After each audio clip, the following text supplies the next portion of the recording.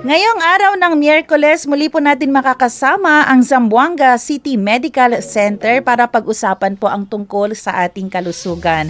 At ngayong araw na ito, pag-uusapan natin ang tungkol sa ating Head and Neck Consciousness Week. Don't skip your head and neck check. At makasama natin via Zoom ang ating eksperto po dito, ang ating otorhinolaryngologist, Dr. Justin Alfred Lanpaber. Doc, good morning. Welcome po sa DXAS.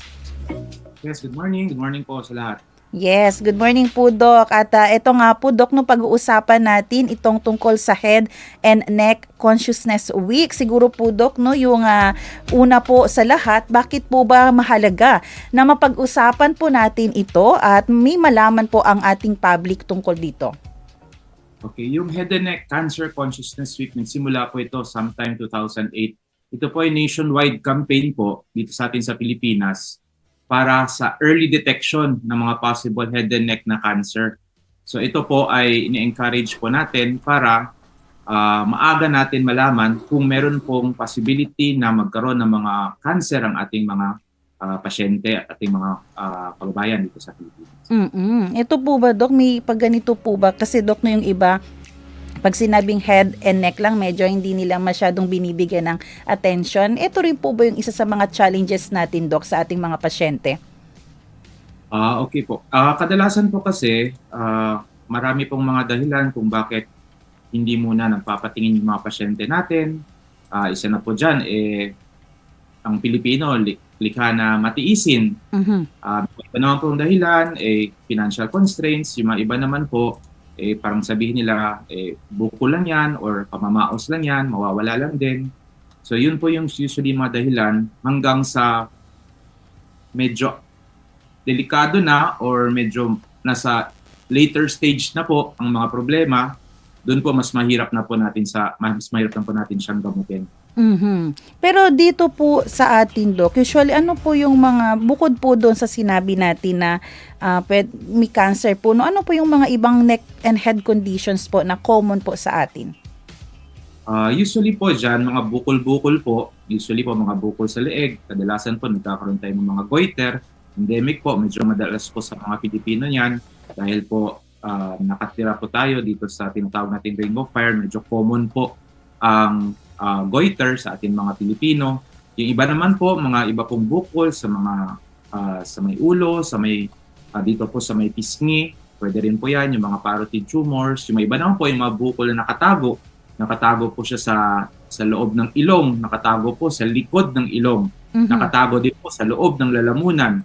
So may mga bukol din po na hindi po natin nakikita, subalit po na nakikita po natin o kaya naririnig po natin sa mga pagkakaiba ng boses, o yung may ibang pasyente po, malakas humilik, ibang pasyente po, nahihirapan huminga, nakabara yung ilong. So yun po yung mga kadalasan natin nakikita dito sa atin po. So hindi lang po pala, Doc, sa leeg at sa ulo, pwede rin po palang magkaroon ng bukol na connected sa head and neck, doon po sa sinabi nyo, sa may bandang ilong, sa may lalamunan, Doc, no, connected po pala. Opo. At kadalasan po, yung mga bukol po na yan po yung mga nakatago. Kasi isa po sa activities na ginagawa po namin during po sa Head and Neck Cancer Consciousness Week, yung tinatawag po natin na pasilip ka. So ibig po sabihin nito, gumagawa po kami ng mga diagnostic treatments. For example po, yung tinatawag natin ng mga nasal endoscopy o tinatawag natin mga laryngoscopy para masilip po itong mga areas na nakatago na hindi agad-agad nakikita po sa panlabas na itsura ng ating mga pasyente. Ano po yung cause, Doc? Bakit nagkakabukol po? Marami pong pwedeng dahilan. Pwede po dahil po sa environment, exposure. Pwede rin po dahil sa genetics. Pwede po dahil sa heredity na napapasa-pasa po. Pwede rin po dahil sa kinakain natin. Pwede rin po dahil sa nahahawa, kung infectious po ito. Sa mga cancer po, usually ito po ay usually na namamana natin, nasa dugo, yung sinasabi natin na nasa dugo natin. And then most of the time po is yung exposure natin dun sa mga bagay-bagay na pwede po mag-trigger ng cancer.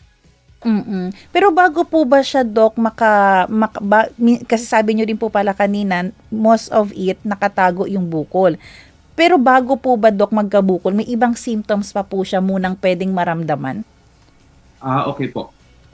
Usually po, ang mga kadalasan namin nakikita ay mga pasyente nagrereklamo na, for example, let's say, kung sa larynx po, yung sa voice box natin, usually ang nakikita namin dito ay mga pasyente na nagkakaroon ng pamamaos. Mhm. Okay, so nagsisimula po sa pagbabago sa boses.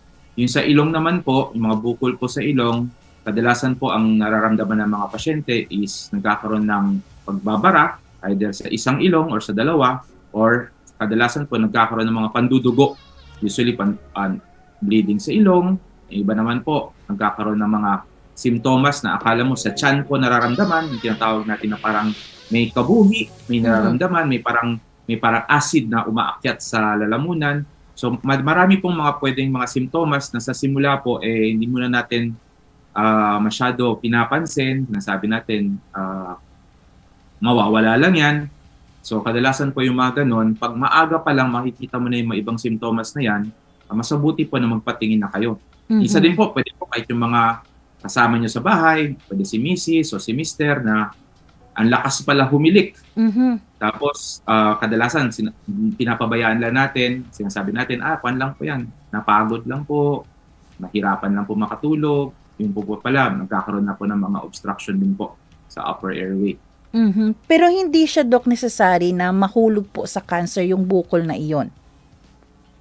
Mas mabuti na po malaman natin kasi hindi natin po malalaman kung cancer o hindi kung hindi natin i-diagnose, hindi natin iba-biopsy. Kaya nga po ito pong head and neck cancer na consciousness week na ginagawa po natin, ito po ay more of a preventive program.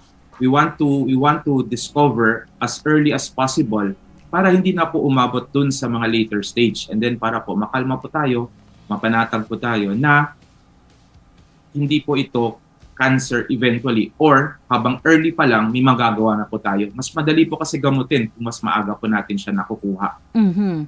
May edad po ba, Dok, na sa ganitong edad dyan magsisimula ang symptoms mo o pwede po siya kahit sa bata pa lang magsimula na po yung problem? Okay. Unfortunately po, as far as sa age group, usually ang distribution po is either dun sa younger population and then also to the older population. But recently po, we can have all of these cancers even across all age groups. You can have cancers early as 20s. You can have cancers my age at 40s.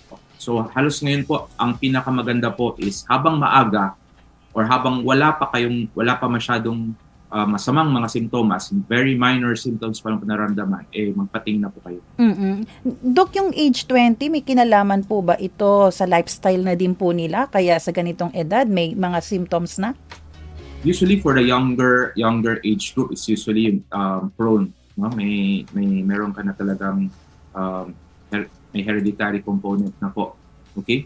Lifestyle right now also contributes, okay? Not just for cancer but even for other medical conditions, especially in very fast-paced and then high-stress ng lifestyle ngayon. So, those are also contributory factors, not just for cancer but for most of the illnesses right now. Mhm. May observation din po ba kayo, Doc, like sa ZCMC po, sa inyong clinic, kung dumarami po ang ating mga pasyente na nagkakaproblema sa head and neck? It's a good thing po kasi sa ZCMC medyo comprehensive na po ang detection natin. We have most of the best equipment in the region right now. So maganda rin po, we have a training program for ENT, head and neck surgery. So meron na po tayong mga residente na kayang tumingin, may mga consultants na rin po tayo. So dahil din po, kaya napapansin po namin, dumadami rin po yung pasyente na nakikita natin dito at mabuti naman din po, maaga natin nakukuha. Yung maganda rin din po kasi sa ZCMC is kaya po natin kasi makuha yung mga magagandang mga gamit. Okay? So yung po yung ginawa po namin to be able to serve the region, our areas of responsibility, to actually equip. So yung ginagawa po namin ngayon is to equip the doctors with the right equipment. So yung mga gamit po natin sa ZCMC ngayon ay masasabi po natin even the best hospitals in Manila or even the best hospitals in the country, halos pare-pareho lang po yung ginagamit po natin ngayon sa ZCMC po. Yung po yung isa sa sinigurado po natin na pag umuwi po, kadalasan po kasi katulad po ako, nag-train po ako sa PGH, tapos pag uwi ko po ng Zamboanga to start a practice, wala po tayong gamit dito noon. So hindi Halos wala. ma-apply. So, hindi mo magamit. So yun po yung frustration namin frustration namin dati na hindi mo magamit kung ano natutunan mo sa labas. Kumbaga nag-train ka ng gusto, gumawa ka ng nakagamit ka ng mga high-tech, kumbaga high-tech na gamit noon. Pag uwi mo dito, kulang-kulang. So kailangan ilalabas yun sa sarili mong bulsa.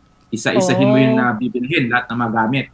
Yung maganda po kasi ngayon sa ZCMC po, sinigurado po natin na every year, nagkakaroon po tayo ng gamit na pwede natin gamitin. So, ang umuwi ngayon ng mga espesyalista sa Zamboanga at saka yung mga espesyalista na nag-train dito sa Zamboanga ay well-equipped na po. Ang masasabi ko, very well-equipped. So, ito po ay isang pasasalamat din po natin dun sa hospital management na tinulungan at sinuportahan po kami sa pag-e-equip ng mga sa pag-equip sa atin. At tuloy-tuloy po, at makikita nyo po sa ZCMC ngayon, nagawa na po, I think last week lang po, nagawa na po sa Puso naman. Nagawa na nila yung unang bypass dito sa Zamboanga. Nagawa na rin po ang mga angioplasty sa public hospital dito po sa whole region natin. So madami po tayong mga first nangyayari ngayon. At sabay-sabay po ito. Umuwi po yung mga espesyalista, nakapag-train na po sa labas, umuwi na ngayon. At meron na po silang mga gamit para gamitin. So, ang masasabi ko po, yung mga pasyente na tatanggap po natin ngayon, hindi na po sila nahuhuli sa kung ikumpara mo sa ano natatanggap ng serbisyo ng kahit sa mga private na hospital sa National Capital Region. At magandang balita po yan, Doc, no? Kasi talaga ang magbe-benefit niyan ang ating mga pasyente, lalo na yung mga mahihirap. Ngayon, available na at may mga eksperto na po tayo dyan sa ating ospital. Malaking tulong po yan sa kanila. Ako naalala ko nga po nung panahon ko, kailangan ko pa pumunta rin po sa PGH para magpa-opera. Doon pa lang sa pamasahe, saan titira, yung pagkain araw-araw, malaking challenge na po yun. Kaya nagpapasalamat tayo dahil ngayon ay talagang progressive na, no? Yung ating ZCMC. So, Doc, pwede nyo po ba kami dalhin doon sa procedure? Halimbawa, Doc, yung patient natin, makaramdam po siya ng mga minor symptoms. Ano po ang paano po ba? From OPD, check-up, ano po ang mga gagawin sa kanya? So, usually, let's say, for example, pandudugo sa ilong. So, usually, let's say, dumudugo ilong yung pasyente, madalas na, papatingin po sa amin. So dadaan po sa OPD. Open po tayong OPD every day, Monday to Friday, open po. Makikita po natin doon. And then makikita po ng mga resident consultants, yung mga medical officers natin, and medical specialists. Tapos po, dadaan po siya sa series of diagnostics. So example po, pwede po for dun sa dumudugo ilong, pwede po siya mag-undergo ng nasal endoscopy. So yung nasal endoscopy po, binivideo natin, sinisilip, gumagamit tayo ng nasal endoscope, isa po siyang instrument, medical device na magagamit natin para masilip natin yung kaloob-looban ng ilong. And then makita natin kung sakali, anong naging dahilan ng pandudugo. So kung meron po ba siyang mga tinatawag na nasal polyp, meron po ba siyang mga papilloma, or meron po ba siyang mga bukol na makikita natin doon sa kaloob-looban ng ilong. Doon naman sa mga pasyente, halimbawa na nagkakaroon ng pamamaos, pwede rin po tayong silipin din yung lalamunan. So marami po tayong mga devices ngayon na pwede natin gamitin yon. We can do the laryngoscopy, ang tawag naman doon, pasisilip sa lalamunan. So habang early po, especially for patients suffering from cancer ng larynx, yun po mga patients na nagkakaroon ng cancer sa larynx, medyo by the time pumunta sila sa amin, medyo nasa advanced stage na. Kasi wala pa tayong gamit para makita or ma-diagnose early. Ngayon po, even as early as stage 1 or maliit pa lang yung bukol, makikita na po natin kasi meron na po tayong mga equipo, meron tayong mga medical devices that we can use para ma-diagnose po natin and then masilip natin. And we can do that necessary biopsies. So yun yung maganda ngayon. Maaga po na, kung mas maaga po natin makuha yung pasyente, mas maaga natin ma-diagnose, yung treatment, yung outcome po, mas maganda po. Ayan po. At yung survival rate po ba, Dok, halimbawa, no, nalaman natin na talagang cancer po yung bukol niya sa head, neck, or saan ba? Paano po yung survival rate nito, Dok? Depende po ba sa stage? Yes, yes. Unfortunately, for later pag umabot na ng stage 4, medyo papangit na yung survival. For early stages po, ang mataas po. We can Mhm. say that patients can survive for the next 5 years. Even I have patients I saw since I started here 2010 na na-diagnose natin early, na-treat natin, na-operahan very well and thriving pa ngayon. Aside from kasi po from early diagnosis, meron na din po tayong equipment sa ZCMC. Available na po ang radiotherapy natin, available na din po ang chemotherapy natin sa ZCMC. So those cases na just I think 5 to 7 years ago, hindi natin nagagawa sa Zamboanga. Ngayon nagagawa na natin. So pagdating natin dati, sasabihin natin sa pasyente, yung next stage na to, gagawin nyo na po either sa Manila, sa Cebu, or minsan naman po sa Davao. Ngayon po, hindi na natin sila kailangan papuntahin sa ibang lugar kasi kaya na natin sila matreat dito. This also affects their survival kasi kadalasan po, yung mga hindi naman po makaalis na or wala na Yes. pong capabilities to seek the further treatment in other places, paano lang po? Dahan-dahan na lang din po silang Parang hinihintay na mga lang. palliative na lang. Dahan-dahan na lang din Opo. po sila mamamatay sa mga bahay nila or kaya mawawala na po ng pag-asa. Iba talaga, Dok, ang nagagawa pag kumpleto po talaga yung equipment natin, no? Nabibigyan Yes ng po. hope ang ating mga pasyente. Yes po, ganun po kasi ang medicine ngayon. It's very technology intensive. So every year we have new medical technology. So kami naman po every year di rin po kami tumitigil sa kaka-aral at kaka-inspire sa mga next generation of doctors na turuan din sila, especially yung mga medical students natin. May 2 tayong med school right now. So ganun din po kasi kung hindi natin sila turuan pagtanda natin, sino po gagamot sa atin? Yes So yun po. din po is the advocacy ng medical center. We try to also train and also teach the next generation of physicians who's going to be the ones to take care of us pag tayo naman po nandun na po sa mga edad na yun. Kasi baka mamaya po, kayo pa rin ang tawagan, Doc. Doc, paano ba to, Doc? Pwede magpahinga Yun nga po. naman ako. Sige po. And Doc, para naman dun sa mga nagtatanong, paano rin namin malalaman kung paano ba malalaman kung serious condition na ba to amin o ito yung pagdurugo or itong paus normal lang? Paano po ba 'yon? Okay po. May a good rule of thumb po na sinusunod namin is yung parang 2 weeks na rule. So, kung nararamdaman nyo po yung mga simptomas na yan, na lumalampas na po siya ng at least 2 linggo, mas mainam po ng patingin na po. Okay, ayan ha. So 2 weeks rule, parang ganun din ata sa naalala ko po sa TB. Pag ang ubo ay lumagpas na ng 2 weeks, magpapa-check up na. No, baka hindi lang siya simpleng ubo. So may ganyan din pala sa head and neck natin. And Doc, ano naman po yung mga dapat na i-correct natin na mga misconception pagdating po dito? Unfortunately po ngayon, marami pa rin po ang, kumbaga, huli na ang pagpupunta sa doktor. They still practice some alternative forms of treatment, especially locally. They go to traditional practices or yung mga iba naman po kung ano-ano pong gamot na naririnig nila na ina-advertise sa mga ibang radio stations. Yung muna gagawin nila.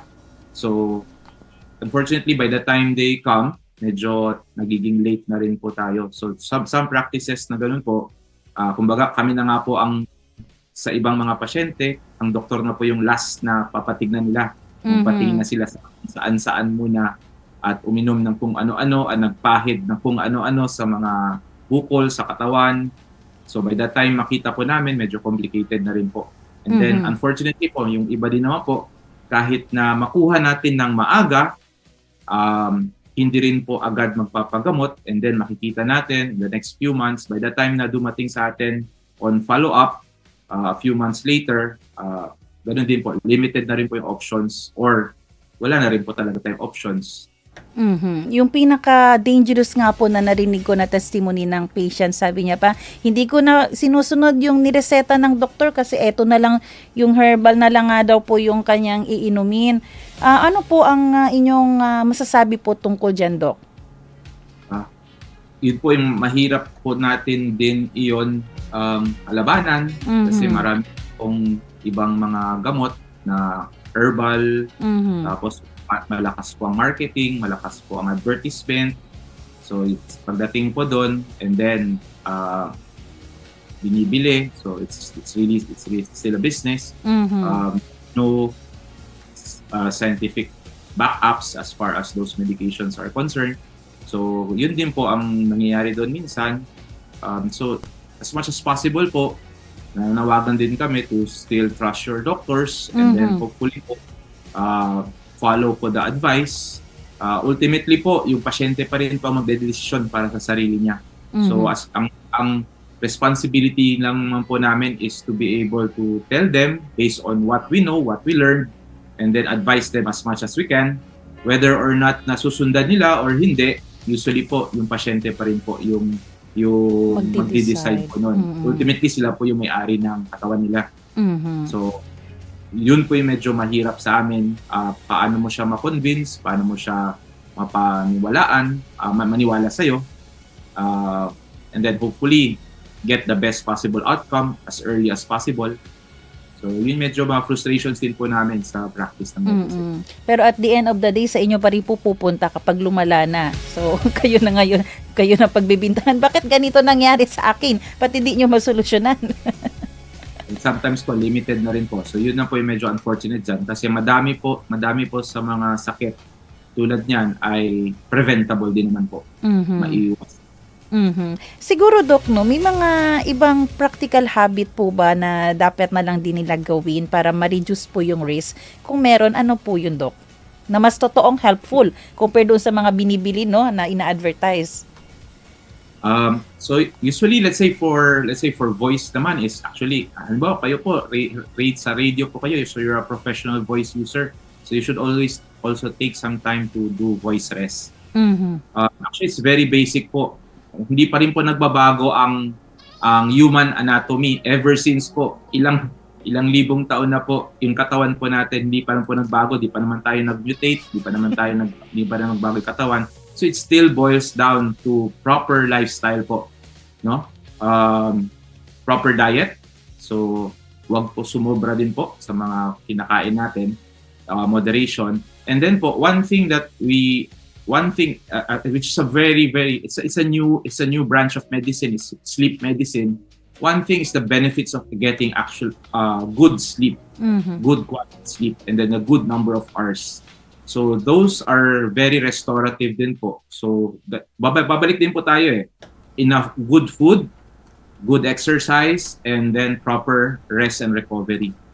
So babalik ka pa rin dyan din po. Ganun pa rin po yung katawan ng tao. Okay? Doon pa rin sa basic at doon pa rin sa affordable. Yes po. Basic, affordable. Very fortunate mga tayo dito sa Zamboanga. Nakakain tayo ng presko. Everyday, kung gusto mo malengke araw-araw, makakain mo yung isda na nahuli sa araw na yun mismo. Diba? So we are very fortunate also to still have the tawag natin organic food and then farm to table na lifestyle. So we should take advantage of that and then get proper exercise, proper rest. It still boils down to the basics. Siguro din po, Doc, no, para sa ating mga magulang at sa ating mga family members, paano din po ba sila dapat maging mapagmatyag sa kanilang mga anak para po agad na malaman, madiscover kung ano na ba ang kalagayan ng kanilang anak? Okay. So sa mga bata po, let's say, isang babantayan nyo po is, let's say, kung hindi naman sila magreklamo na hindi ako makahinga or barado ilong. So what you can do, let's say, if for nasal masses, try to observe kung madalas ba mouth breathing lang yung bata. Sa gabi, pansinin nyo, malakas ba humilik? Or tumitigil ba sa paghinga sa gabi? Others is, let's say, palagi sa tenga, for head and neck, frequent ear infections, madalas na tumutulo yung tenga, okay? For others din po, let's say growing up, parang bakit yung anak ko hindi pa nakakapagsalita or bulol or delayed ang speech. Mhm. And then every now and then, you can just, pwede po hawak-hawakan yung leeg, kapain kung may mga bukol. So those are, I think, common among the younger population na pwede nyo pong bantayan bilang magulang. Mhm. Lalo na po kung may record ang family history po, no? Kailangan mas Yes. maging mindful ang Especially for parents. those with high risk in the family history. Mhm. And Doc, no, sa ating pagtatapos, Doc, ano po ang inyong message po sa ating mga tagapakinig, lalo na po ngayon na we would like to emphasize itong week na ito about head and neck consciousness, at baka may mga activities po kayo, Doc, na gustong i-promote, pwede rin po. So, kwan lang po, don't skip the head and neck checkup po. So, the Zamboanga City Medical Center, we're open every day, Mondays to Fridays. The OPD is there. We have a lot of private ENT physicians in the city rin po. So, dumadami na rin po sila. Dumadami rin po kami. So, huwag niyo pong pabayaan. Huwag niyo sabihin na po, konting pamamaos lang yan, or ay, dumugo lang ilong, or mawawala lang ito, or may singaw lang yan sa bibig. So, prevention is still prevention, early detection. Yun po ang advocacy namin. That way we can help you find out as early as possible and then treat you appropriately po. Mhm. Ayan. At yung sinabi po ni Doc kanina na 2 weeks rule, lalo na pag nababantayan nyo po yung mga symptoms na nasa 2 weeks na, pa third week na nandyan pa rin po, kailangan nyo na pong magpa-check up. Huwag matakot, kompleto, no? Marami tayong mga equipments, marami po tayong mga eksperto. At syempre, Doc, no, may pwedeng mag-PhilHealth, may mga MSS po ba yan, Doc, no? Mga malasakit na pwedeng tumulong. Huwag po kayo matakot sa pag wala pang bayad doon. Mhm. Magagawa ng paraan po. Ayan. Monday to Friday, 8 a.m. Doc. Pero dapat as early as 8 kasi maraming pasyente pumipila. Pwede po, we're actually open already as early as 7, tumatanggap na po kami. Mhm. Ayan. So muli, maraming salamat po sa ating naging guest ngayon, Dr. Justin Alfred Lanpaber ng ZCMC. Doc, God bless you po, Doc. Thank you. Thank you very much. Thank you very much po. Ayan. At syempre maraming salamat din po sa lahat ng ating mga tagapakinig. Huwag matakot. Walang poproblemahin sa pera, walang poproblemahin sa doktor. Mas maagang ma-detect, mas malaki ang chance po na hahaba ang ating buhay. Lifestyle, i-check natin. Isa rin po yan sa makakatulong. At balik sa basic, sabi nga ng ating doktor kanina. Maraming salamat sa lahat ng ating mga tagapakinig radyo at Facebook. Maraming salamat po sa ating technician, Kuya Rolando Alfonso. Susunod na ang programang Serbisyong OFW, Family Matters at Radyo Sinkauman. Magkarinigan po tayo muli dito bukas alas 7 ng umaga. Muli ako po si Sara May Tulabing, nagpapaalalang posible ang pagbangon at pagbabago. Tayo po ay maging bahagi ng solusyon ngayon. Sama-sama tayong umaksyon dahil oras na Zambasuta.